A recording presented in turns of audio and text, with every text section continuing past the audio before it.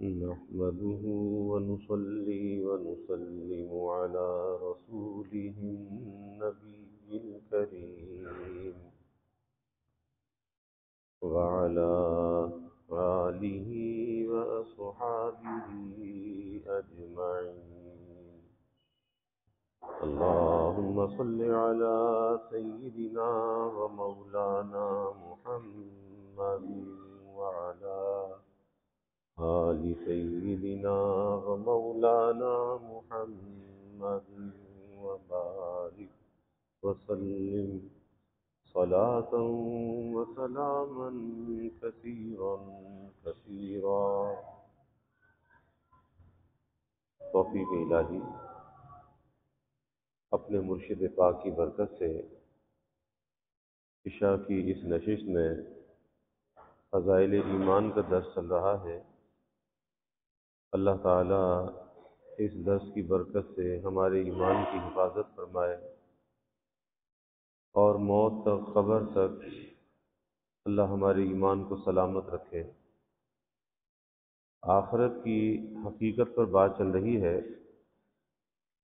مثال چل رہی تھی کہ ایک ایمان والا بندہ دنیا کی زندگی کس حال میں گزارتا ہے اور ایک کافر دنیا کی زندگی کس حال میں گزارتا ہے. ایمان والا بندہ چاہے افلاس ہے، فقر و فاقہ ہے، بیماری ہے، لیکن اس سب چیزوں کے باوجود اس کے دل کو یہ اطمینان ہوتا ہے کہ ایمان کی برکت سے اس کا جو آخرت کا سفر ہے وہ صحیح سمت میں ہو رہا ہے، صحیح راستے پر ہو رہا ہے. یہی وجہ ہے کہ جیسے جیسے سفر طے ہوتا جاتا ہے تو یہ جنت کی طرف قریب ہوتا چلا جاتا ہے. جنت سے اس کے دل کا اطمینان بڑھتا ہے، سکون بڑھتا ہے. لیکن قربانی کیا دینی پڑتی ہے؟ قربانی یہ دینی پڑتی ہے کہ زندگی من چاہی گزارنے کے بجائے رب چاہی گزارنی پڑتی ہے. اپنی مرضیات کو اللہ کی مرضیات کے تابع کرنا پڑتا ہے تو اللہ دلوں کا چین، اطمینان اور سکون عطا فرما دیتا ہے.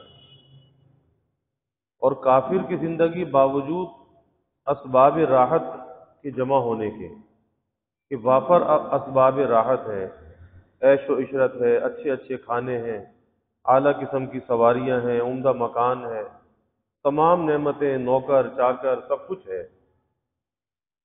لیکن اس کی زندگی میں سکون کیوں نہیں ہے؟ کہ اس کا جو سفر ہے وہ جہنم کی طرف ہو رہا ہے، وہ جنت کی طرف نہیں ہو رہا. یہی وجہ ہے کہ دنیا کے اسباب ہونے کے باوجود وہ پریشانی کے اندر مبتلا ہے کہ ادھر آنکھ بند ہوگی بس ایسے عذاب کے اندر گرفتار کیا جائے گا کہ ہمیشہ ہمیشہ کے لیے عذاب بھگتتا رہے گا. آگے ایک تنبیہ فرمائی کہ ہوتا یہ ہے کہ دنیا کے اندر شیطان بھی انسان کی گھات میں لگا رہتا ہے اور شیطان انسان کا دشمن ہے. وسوسے ڈالتا ہے، خیالات ڈالتا ہے، کہیں پر اسے عملی کوتاہی میں مبتلا کرتا ہے، کہیں عقیدے کی کمزوری کے اندر مبتلا کرتا ہے. تو فرماتے ہیں کہ یہاں اس مقام پر چلتے چلتے اس بات پر تنبیہ کرنا بہت ضروری ہے کہ آخرت کے متعلق صحیح اور بے غبار عقیدہ جس قدر آسان ہے، توہمات اور اشکالات نے اسی قدر اس کو پیچیدہ بنا دیا ہے. یعنی آدمی وہم کا شکار ہو جائے اور مختلف قسم کے اشکالات پیدا ہوتے ہیں، ان اشکالات کو اپنے اندر جگہ دے تو اس سے جو ہے یہ پیچیدگی انسان کے اندر بڑھتی ہے. اور جب یہ پیچیدگی انسان کے اندر بڑھتی ہے تو اپنے اللہ پر اس کا یقین کمزور ہوتا ہے. اس لیے کبھی شیطان کی بات پر توجہ نہیں دینی چاہیے بلکہ اللہ پر یقین رکھنا چاہیے کہ جو اللہ نے فیصلہ کیا وہ صحیح ہے، اللہ کی رضا میں راضی.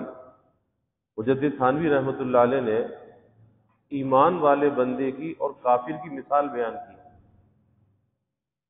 فرمایا کہ دو نوجوان ہیں، ایک مسلمان ہے ایک کافر ہے، دونوں ایک عمر کے ہیں، دونوں ایک صلاحیت کے ہیں. اچانک دونوں کا انتقال ہو جاتا ہے. اب جو ایمان والا ہے اس کے والدین کو اس لیے تسلی آتی ہے، کہتے جی اللہ کی مرضی تھی، اللہ کی امانت تھی، اللہ نے لے لی، تو یہ سوچ کر اسے پہلے ہی لمحے دل میں صبر آ جاتا ہے، تسلی آ جاتی ہے، اللہ کی امانت تھی، اللہ نے لے لی، اللہ کی رضا میں راضی۔ لیکن کہا کہ کافر جو ہے، جس کا اللہ پر یقین نہیں ہے، اسے رہ رہ کے خیال آتا رہتا ہے، رہ رہ کے خیال آتا ہے، اچھا فلاں ڈاکٹر کو دکھاتا تو یہ ہو جاتا، فلاں دوا لے لیتا تو یہ ہو جاتا، فلاں جگہ چلتا تو یہ ہو جاتا، تو ساری زندگی اس کی اسی پریشانی میں اور ادھیڑ بن کے اندر گزرتی ہے کہ اس بات پر وہ شکوک اور شبہات میں مبتلا رہتا ہے، وہم کے اندر اور اشکالات کے اندر مبتلا رہتا ہے، اور ایمان والا بندہ پہلے ہی وہلے میں دل کے اندر یقین کر لیتا ہے کہ جی اللہ کی مرضی تھی، اللہ نے اپنی امانت کو لے لیا۔ تو اس لیے اشکالات اور توہمات سے اپنے آپ کو بچانا چاہیے، اس سے انسان کی زندگی اجیرن ہو جاتی ہے۔ جیسے حدیث میں آتا ہے نا کہ حضور صلی اللہ علیہ وسلم کے صاحبزادے حضرت ابراہیم کا وصال ہوا، تو آپ کی گود میں تھے اور روح پرواز کر رہی تھی، آپ کی آنکھوں میں آنسو تھے، تو کسی نے سوال کیا کہ یا رسول اللہ صلی اللہ علیہ وسلم آپ بھی روتے ہیں؟ فرمائے کہ ہاں، آنکھ ابراہیم کا حق ادا کر رہی ہے لیکن دل اللہ کی رضا میں راضی ہے۔ ان بفراقک یا ابراہیم لمحزونون، اے ابراہیم تیری جدائی پر ہم غمزدہ ہیں۔ اس لیے مجدد تھانوی رحمۃ اللہ علیہ نے ایک بات اور لکھی ہے کہ کوئی بھی انسان کو رنج کا، صدمے کا واقعہ پیش آتا ہے، اور سب سے بڑا رنج کا واقعہ ہے کہ پیارا دنیا سے چلا جائے، تو فرمایا کہ ایک ہے قرار عقلی اور ایک ہے قرار طبیعی۔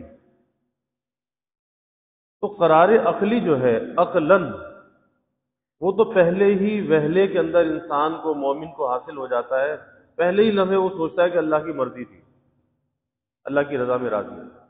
یہ کیا ہے؟ قرار عقلی، اور انسان مکلف اسی کا ہے۔ رہا قرار طبعی، انسان ہے نا، بشر ہے، رہ رہ کے خیال آتا ہے، کوئی نقصان ہو گیا، کوئی پیارا چلا گیا، یا کوئی اور واقعہ پیش آ گیا، ناگواری کا، رنج کا، پریشانی کا۔ تو قرار طبعی جو ہے وہ دیر سے آتا ہے، آہستہ آہستہ آتا ہے، وقت گزرنے کے ساتھ ساتھ آتا ہے۔ اس لیے بات یہ چل رہی ہے کہ توہمات اور اشکالات یہ انسان کی زندگی کو پیچیدہ بنا دیتے ہیں، مشکل بنا دیتے ہیں۔ تو توہمات اور اشکالات سے بچنا چاہیے، اس کو جگہ نہیں دینی چاہیے، کیونکہ شیطان لعین جو انسان کا ہر وقت کا دشمن ہے، یہ نہیں کہ کبھی دشمنی ہے اور کبھی نہیں ہے، ہر وقت کا دشمن ہے،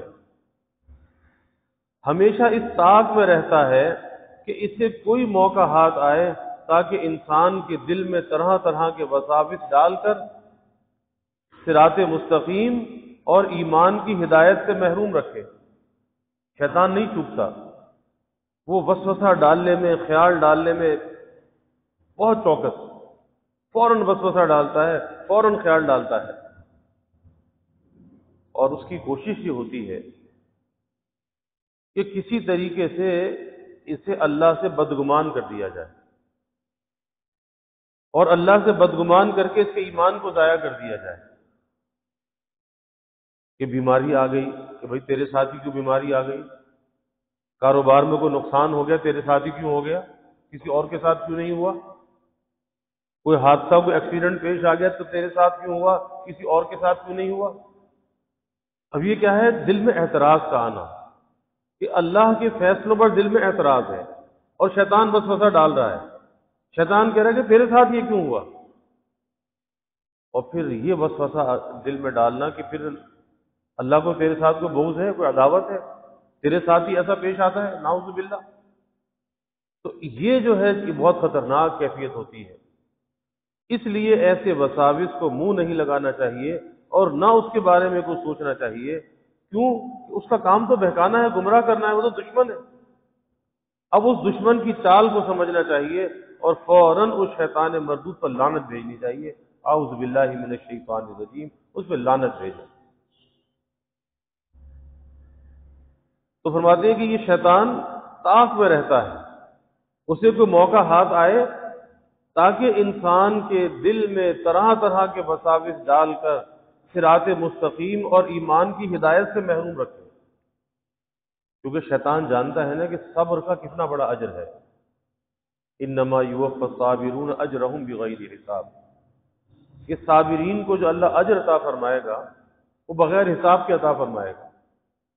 اب بغیر حساب کے جو چیز اللہ عطا فرمائے تو انسان تو شمار بھی نہیں کر سکتا کہ کتنا ہوگا، تو شیطان یہ چاہتا ہے کہ اس کے صبر کے اجر کو ضائع کرا دو، تو وسوسہ ڈالتا ہے، خیال ڈالتا ہے، آدمی زبان سے اظہار کرتا ہے، تقدیر کے خلاف، اللہ کی رضا کے خلاف کوئی کلمہ زبان سے نکالتا ہے، تو جب وہ ایسی کوئی بات زبان سے نکالی تو اپنے صبر کے اجر کو ضائع کر دیا۔ ایک ہے مصیبت پر اجر، کہ جو مصیبت پیش آئی اس پہ اجر ملتا ہے، اور ایک اس مصیبت پہ صبر کرنا یعنی دل سے راضی رہنا، اس پر بھی اجر ہے۔ تو شیطان اس طاق میں رہتا ہے کہ اسے وسوسہ ڈال کر اسے صراط مستقیم سے بھی ہٹا دوں اور ایمان کی ہدایت سے اس کو محروم کر دوں، اور یہ بھولا بھالا انسان ہمیشہ کی تباہی کا شکار ہو جائے۔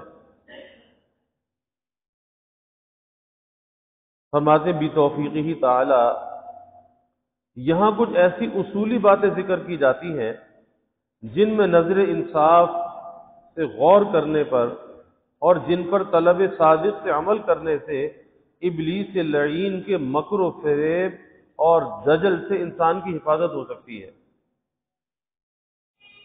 فرماتے ہیں کہ اعمال دو قسم کے ہیں، اعمال کی دو قسمیں ہیں، ایک اعمال ظاہری ہیں، ایک اعمال باطنی ہیں۔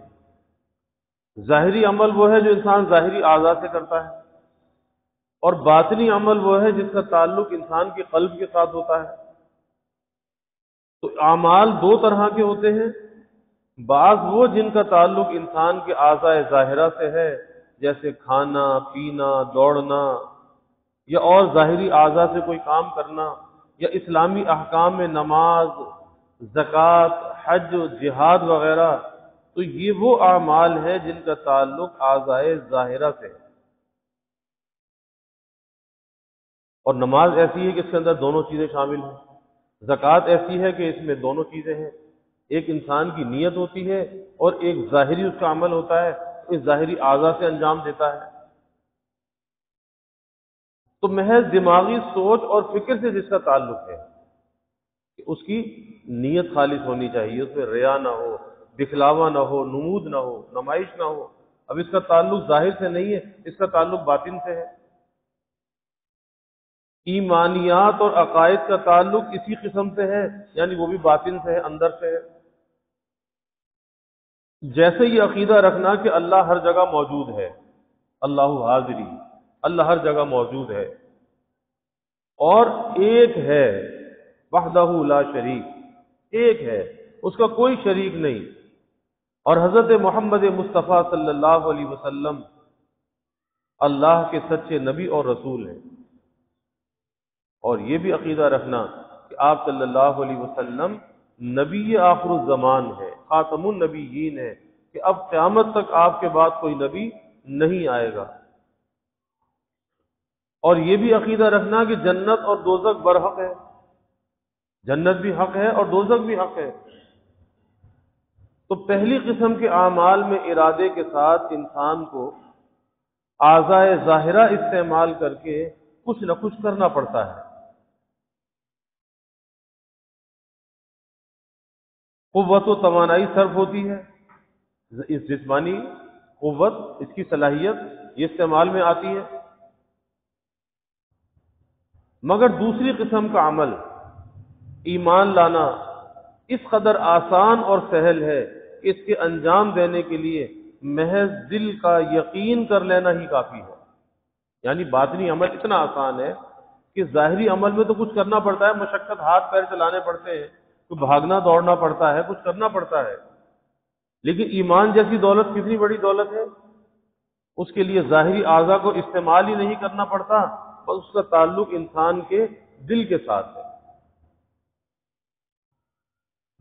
تو اس کے انجام کے لیے دل میں یقین کر لینا کافی اور ظاہر ہے کہ دل کے عقیدے اور یقین کے لیے ظاہری اعضاء کی ذرہ برابر بھی توانائی صرف نہیں ہوتی۔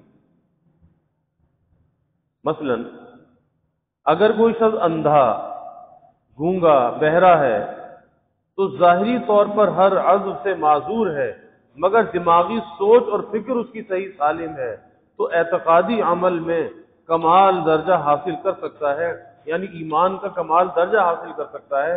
وہ گونگا بھی ہے، وہ بہرا بھی ہے، اندھا بھی ہے، نہ وہ دیکھتا ہے، نہ وہ سنتا ہے، نہ وہ بولتا ہے، لیکن جو کہ ایمان کا تعلق ظاہر سے نہیں ہے، باطن سے ہے، تو ایمان کے کمال اور کا جو درجہ ہے وہ حاصل کر سکتا ہے۔ کتنی بڑی محرومی اور خسارے کی بات ہے کہ عقیدہ و ایمان کی اس قدر صاف و شفاف اور آسان ہونے کے باوجود پھر بھی اشکالات اور وساوس کا شکار ہو اور اس سے محرومی رہے۔ خاص طور پر وہ لوگ غور کریں جو سرے سے اللہ تعالیٰ کے وجود پاک، وجود یہ حضرت محمد صلی اللہ علیہ وسلم کی رسالت کے منکر ہیں۔ یعنی ایسے بھی لوگ دنیا کے اندر موجود ہیں کہ جو اللہ کی خدا کی خدائی کا انکار کرتے ہیں، اللہ کی ذات کا انکار کرتے ہیں کہ اللہ کا کوئی وجود ہی نہیں ہے۔ بھئی کائنات کیسے چل رہی ہے؟ بس کائنات حرکت میں آ گئی اور چل رہی ہے، اور اس کی مثال یہ دیتے ہیں کہ جیسے گھڑی کے اندر چابی بھر دی یا گھڑی میں تیل لگا دیا تو گھڑی چل رہی ہے۔ اب کون اسے چلا رہا ہے؟ وہ چل رہی ہے۔ اسی طرح کائنات کو چلا دیا تو چل رہی ہے۔ اللہ کے وجود کے منکر ہے۔ اسی طرح انبیاء کے منکر ہیں، خاتم الانبیاء صلی اللہ علیہ وسلم کے منکر ہیں، یا امور آخرت، قیامت، جنت، دوزخ وغیرہ کے بارے میں شک و شبہ کا شکار ہیں، شک کرتے ہیں۔ اور شک کون ڈالتا ہے؟ شیطان شک ڈالتا ہے، کہتا جی مرنے کے بعد دوبارہ زندہ کیسے ہوں گے؟ مرنے کے بعد آدمی تو ہڈیاں گل جاتی ہیں، کیڑوں کی غذا بن جاتا ہے، مٹی میں مل کے ختم ہو جاتا ہے، اس کی ہڈیوں کا بھی نام و نشان نہیں رہتا، تو پھر دوبارہ زندہ کیسے ہوگا؟ لیکن اللہ قادر ہے، اللہ اسے دوبارہ انہی قبروں سے کھڑا کر دے گا، اور اس طرح سے کھڑے ہو رہے ہوں گے کہ بس جسم سے مٹی جھاڑیں گے اور کھڑے ہو جائیں گے۔ تو شک و شبہ جنت کے بارے میں، آخرت کے بارے میں، دوزخ کے بارے میں، قیامت کیسے آئے گی، کیسے ساری دنیا ختم ہوگی، کیسے یہ پہاڑ ریزہ ریزہ ہوں گے، یہ ساری چیزیں شیطان شک میں مبتلا کرتا ہے۔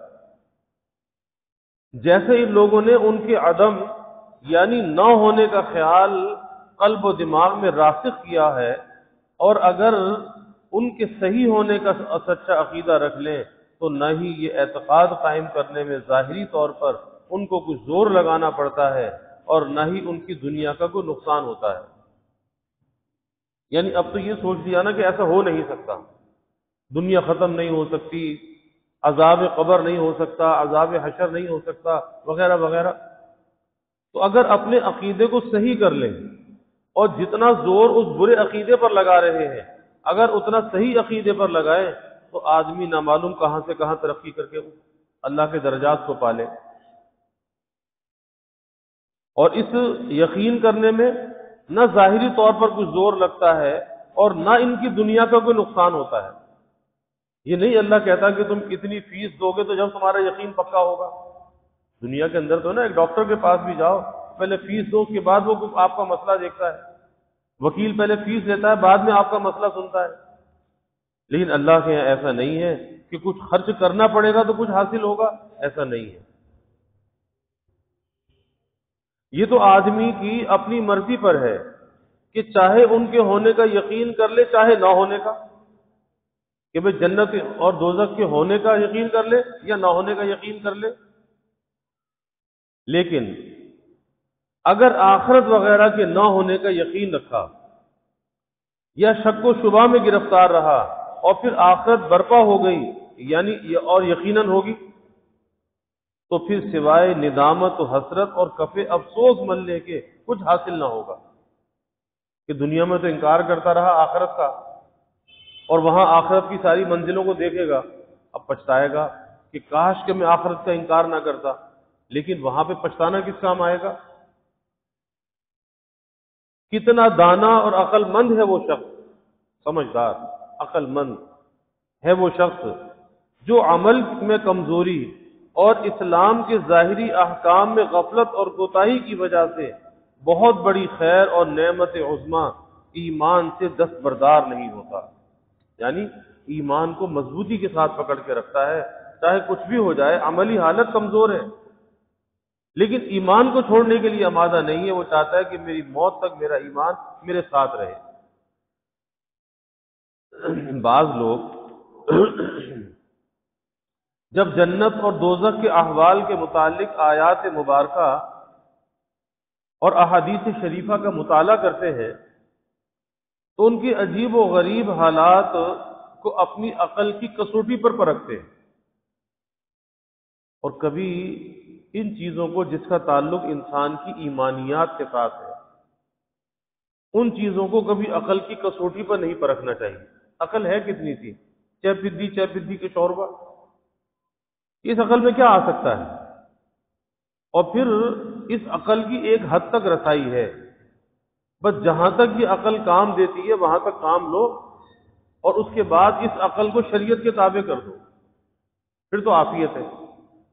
اور اگر اس کی حد سے زیادہ اس سے کام لیا اس عقل سے، یہ گمراہ کر دے گی، پھر طرح طرح کے اشکال پیدا ہوں گے، طرح طرح کے وساوس پیدا ہوں گے، پھر جنت کے بارے میں، دوزخ کے بارے میں، عذاب قبر کے بارے میں اور اعمال کے وزن کے بارے میں نہ معلوم کتنے قسم کے اشکالات پیدا ہوں گے۔ تو عقل کی کسوٹی پر پرکھنے کی ضرورت نہیں، جب ان کی حقیقت کسی طرح عقل میں آتی ہی نہیں تو طرح طرح کے وساوس و شبہات کا شکار ہو کر اپنے ایمان پر ضرب کاری لگاتے ہیں، ایمان پر ایسی چوٹ لگاتے ہیں، پھر ایمان کا بچنا مشکل ہو جاتا ہے۔ یہاں اس بات کو خوب سمجھ لینا چاہیے کہ آخرت کی چیزیں جو ہماری دیکھی بھالی نہیں اور ہم نے ان کا کبھی تجربہ اور مشاہدہ نہیں کیا، اس لیے ہمیں اچنبے کی سی بات معلوم ہوتی ہے اور ان کا سمجھنا بعض لوگوں کے لیے مشکل ہو جاتا ہے کہ وہ جنت اتنی بڑی کیسی ہوگی، اور ایک ایک جنتی کو اتنی بڑی جنت کیسے ملے گی، اور دوزخ کا عذاب کیسے ہوگا، اس کی آگ ایسی کیسے ہوگی تو مسلسل جلتی رہے گی وغیرہ وغیرہ، کیونکہ ایسی چیزوں کو دیکھا نہیں ہے۔ اب اس کی چیزوں کے اثرات اور کے بارے میں مختلف تاثرات پیدا ہو جاتے ہیں کہ جی ایسا کیسے ہو سکتا ہے، اور وجہ یہی ہے کہ عقل کی کسوٹی پہ پرکھنا۔ اگر آدمی یہ سوچ لے کہ بھی جو میرے اللہ نے کہا وہ سچ ہے، حق ہے، اور جو میرے نبی صلی اللہ علیہ وسلم نے کہا وہ بھی سچ اور حق ہے، تو سارے اشکالات دفع ہو جاتے ہیں، ہر چیز سے انسان بچ جاتا ہے کہ اللہ اور اس کے رسول کی تعلیمات سے یقین دل میں کر لے کہ عقل مانے یا نہ مانے، عقل کی حیثیت کیا ہے، اور اگر نہیں مانے گا تو عقل کی ٹھوکر ایسی ہے کہیں نہ کہیں اس کے ایمان کو ضائع کرا دے گی۔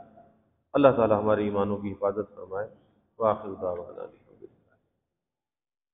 الحمد للہ رب العالمین والعاقبۃ للمتقین والصلاة والسلام على اشرف الانبیاء والمرسلین اللهم صل على سيدنا ومولانا محمد وعلى آل سيدنا ومولانا محمد وبارك وسلم۔ ربنا آتنا في الدنيا حسنة وفي الآخرة حسنة وقنا عذاب النار۔ ربنا أتمم لنا نورنا واغفر لنا إنك على كل شيء قدير۔